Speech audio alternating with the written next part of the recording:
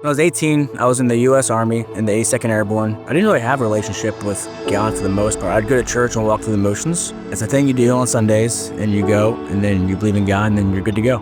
During that time, we deployed to Samara, Iraq for 15 months. And during that time, there's probably 8 or 9 times where I legitimately almost died, or probably should have died.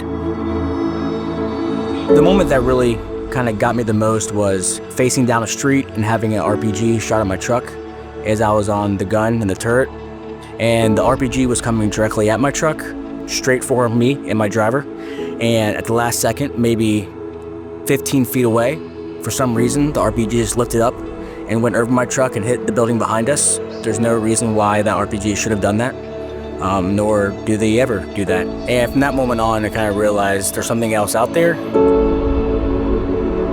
My wife and I, who were dating through my time in the Army and through college, she has always been a faith-filled person and has always, been saved and believed and pushed me hard to keep going to church. I question things a lot, no matter what it's about, so I just knew, I want to get saved, but I knew there was questions I had. We moved to Texas, I meet Dan, and I started asking him the same questions. And during that time, he kind of took me under his wing and kind of led me through a lot of answers to questions I had. I was like, this is all making sense now, so it just clicked, yeah. I'm in. So the whole time I had a feeling I needed to get baptized, and I had something in my head telling me to do it, but I thought it was just me telling myself.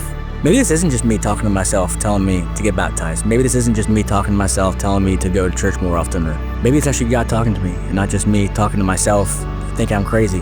My biggest issue was, I hate groups, I hate crowds, I hate people looking at me. I'm still talking to Dan off and on about getting baptized and just never actually doing it. And then I even texted one time and said, hey, I'll get baptized, but can we go to Grapevine Lake and do it? Because I don't want to do it in front of a bunch of people. If my family sees it, that counts, right? We were sitting in service one Sunday and they're doing baptisms, and I was texting Dan going, I might do it today. And he was like, well, what are you waiting for? I'm like, I don't know. He's like, well, get out here then.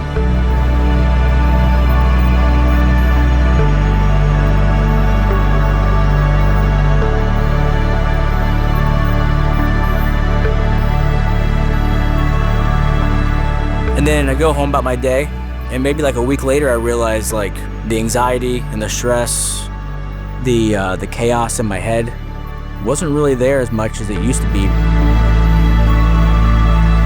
So I guess God had more for me than the RPG that day, or the ambush, or the sniper shot, and I'm convinced that He has more for you as well.